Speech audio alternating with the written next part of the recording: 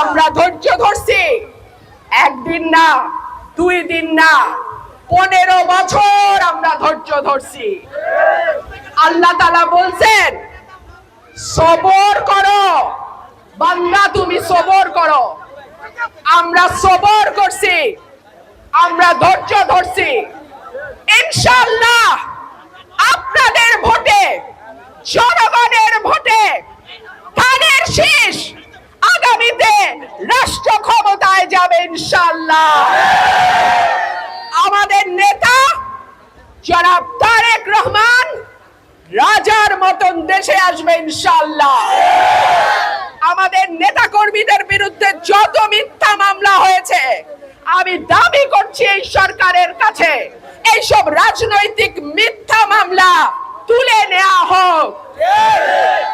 মিথ্যা মামলায় বহু দৌড়াইছি আদালতে আদালতে, বহু দৌড়াইছি আমরা কোর্টে কোর্টে, আর কোর্টে দৌড়াতে চাই না।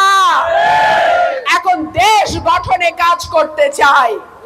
আমাদের ঐক্যবদ্ধ থাকতে হবে, আমাদের একসঙ্গে কাজ করতে হবে।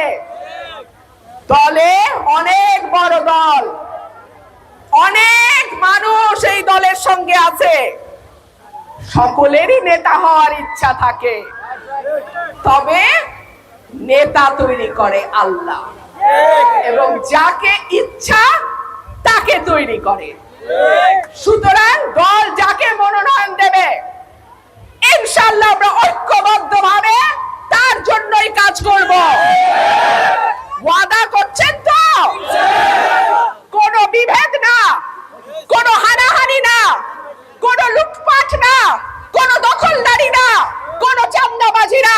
আওয়ামী লীগ যা যা করছে তার কোনোটাই আমরা করব না ইনশাআল্লাহ। অনেক অত্যাচার তারা করছে, তার জবাব বিএনপির দেওয়া লাগে নাই, দেশের সাধারণ মানুষ তার জবাব দিয়ে দিছে।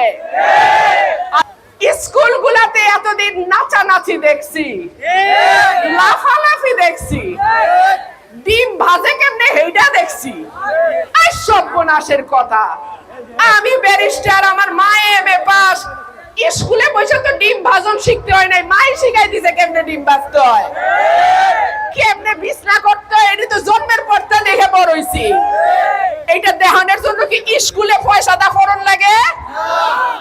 এইটার জন্য তো স্কুলে পয়সা দা ফরন লাগে না।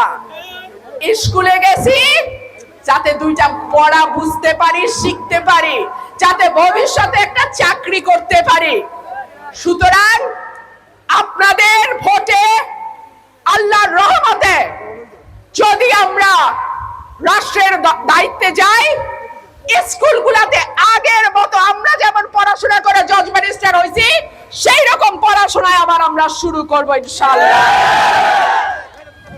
অটো পাস, হাসিনার অটো ইলেকশনের মতন অটো পাস ওই দিন চইলা গেছে।